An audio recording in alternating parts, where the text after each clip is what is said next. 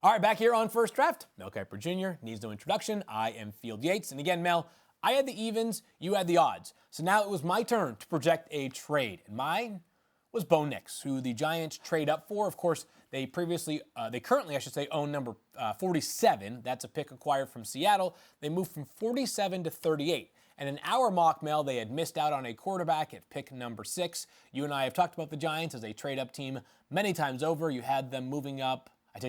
You had to move it up in your last mock, right? 33 for Bo Nix? Correct. All right, so they pay a little bit less prohibitive of a price here to grab themselves a Bo Nix. Now, my stance on the Giants and trading up for a quarterback in the second round, Mel, is that I would be wary about doing it for too much of a cost. But moving up from 47 to 38, Mel, is a small enough leap where the cost might not be so backbreaking that if this doesn't work out, a year from now you're going to say, we just keep investing in these quarterbacks either through draft compensation or salary, and it's just hurting us in the long term.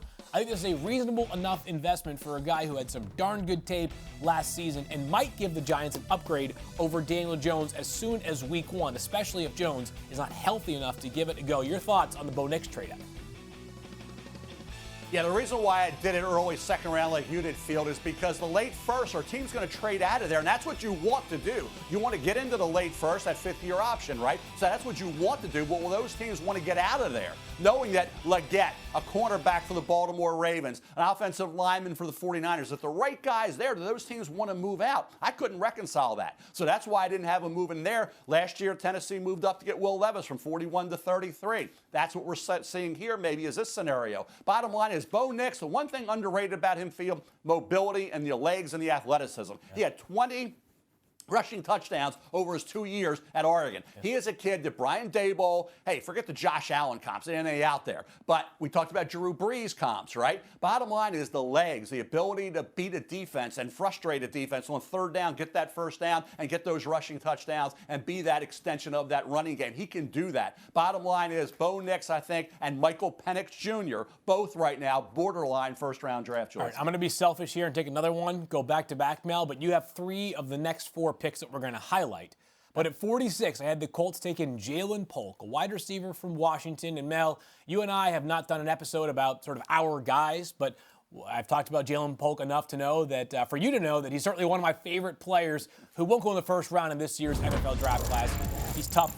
He's physical. He's got excellent body control. I have said this a few times. I'll repeat it once more. He reminds me of an old school low post player in the NBA, Mel. Not a lot of flash, not a lot of sizzle, but those big, imposing, low-post players just get buckets.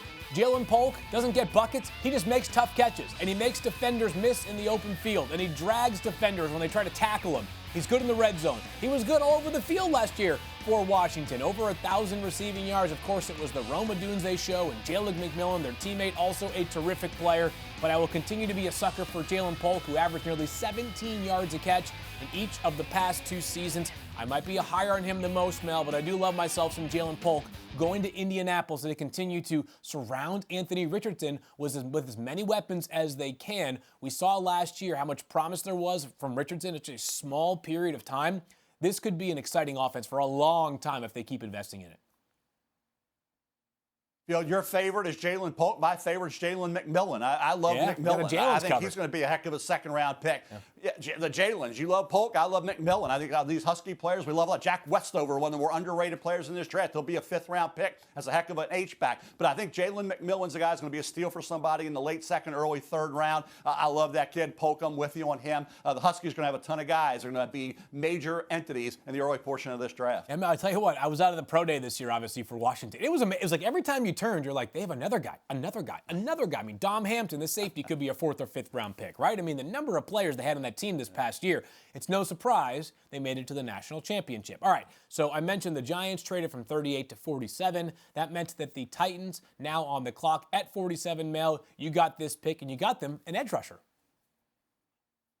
Got him Adisa Isaac, Field from Penn State, the productive Penn State Nittany Lion defensive end edge rusher who I really liked. He got after it. He's consistent. He's reliable. And I think when you look at the workout numbers, Chop Robinson certainly gets the edge over Adisa Isaac.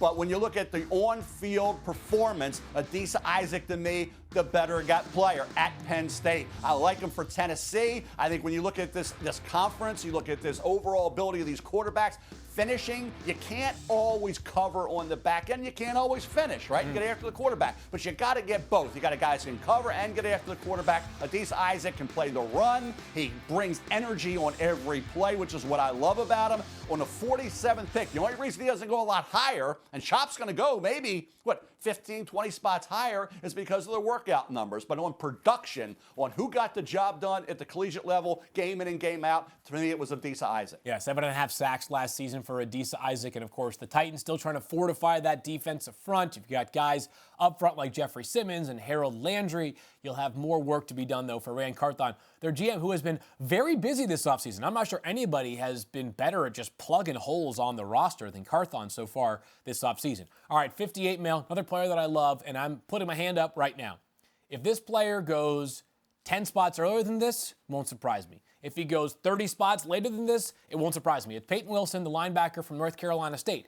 Why would it not surprise me? He's got a major medical history, Mel. He's got both a shoulder and a knee issue on the ledger. The teams, of course, closely monitor. But on tape alone, Payton Wilson deserves to be one of the 35 or 40 top players drafted in this year's class. Stand-up inside linebacker also has plenty of snaps on the edge. If you're watching right now on the YouTube stream or on the ESPN2 stream, you are seeing a player whose speed translate. This is not just a fast guy on time, though. It's not just a 4.43 stopwatch king. This guy showed up consistently all over the field for North Carolina State because of that speed. He can drop in coverage. He can play man coverage. He can rush the passer. He can pursue passers when his up-front workers get their job done, or the secondary covers. If you go back and look at his 6 sacks last season, it felt like every single one of them was him exploding to the quarterback. I love the player. The Packers need more linebackers. Mel, I'm telling you now, though, if he goes way sooner or way later than this, won't surprise me. But 58, I feel like if the Packers are comfortable with the medicals, they're getting a steal of a player. Yeah, a guy that they moved around. You say off ball, you put him outside. Certainly every time you watched NC State play, 11 showed up and was obviously a key entity on that defense. And he did it in all different ways. He got after the quarterback, he's intercepting passes, breaking up passes, and making a ton of tackles. I missed a few. Doesn't have great arm length. That's the one negative. And then you mentioned the durability concerns. All that could push him maybe, despite the great workout and despite all that productivity, could still drop into the late second round. Yeah, Mel, I have no idea, right? Like Nakobe Dean a couple of years ago, the linebacker from Georgia, had this great college career, then falls to the third round in the 70s. Everybody's saying, what's wrong with that guy? Maybe some of the medical stuff ended up contributing to a fall. So you just never know when guys have a serious medical issue on their resume, how it might impact their exact draft status. All right, so you're up for 2 here, Mel, and a player from the University of Georgia that you love goes late in the second round to the Lions. Who is it? A playmaker. I love guys that just come up there and they'll strike you, they'll hit you, and you can do a lot with them in your defensive secondary. And there's a lot of teams in that late second round area. We'll look at Javon Bullard from Georgia. Javon Bullard is a kid with Marvin Harrison Jr. added the game at the end of the third quarter, or Ohio State wins that football game. Georgia went on to win a national title. Teams like Buffalo, Detroit, where I have him going, Baltimore, San Francisco could all use a Javon Bullard. Green Bay Packers, I'm taking Payton Wilson. They could certainly use a Javon Bullard, a guy that has the one word I use, and I love players who are versatile, and I love guys who are natural-born playmakers, and Javon Bullard is that guy. When the biggest stops needed to be made, he delivered at Georgia. This is a team talent-laden, but he jumped out at you, Field. Despite all that great talent on both sides of the ball and on the defensive side, he finds a way to get to the football, and when he gets there, he's a throwback. He will pop you. He will hit you. And to me, Javon Bullard in a late second round, I can make an argument if you take Cooper Giggini to put him at corner,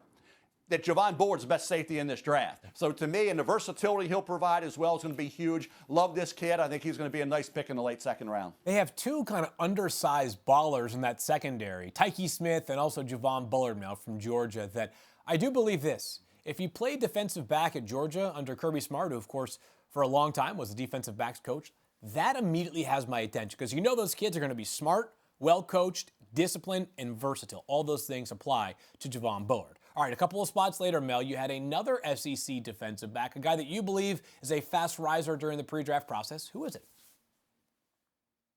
It's Andru Phillips from Kentucky. He didn't have any interceptions, Field, at Kentucky, None. but you watched him play and you were impressed with the overall performance of Drew Phillips at Kentucky. I have him going here to the San Francisco 49ers. They need a player like this. You saw some issues they had in that secondary, in that deep patrol, but he's sticky to the receivers. He gets his hands on a lot of balls, okay? He's got the ability, I think, to be able to come into the NFL, transition quickly, which is what you're going to have if you're a team like the 49ers that can immediately contribute, get on the field, and get the job done for you. He will tackle, he will hit, and he locates the football. He has that natural, instinctive ability that you want. You see him here, turn at the right, precise moment to break up the pass. I'd like to see him have 4 or 5 career interceptions, Field. He didn't. That's the only thing on his resume that's lacking, preventing me from moving him up a little further. He tested great. Everything, draft process, he nailed.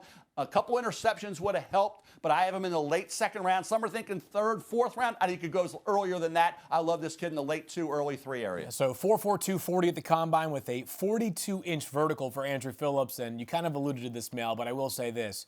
Scouts rave about the football intelligence and character for Andru Phillips as well, and those are the kind of traits that help a guy who had 0 career picks move up draft boards during this time of the year.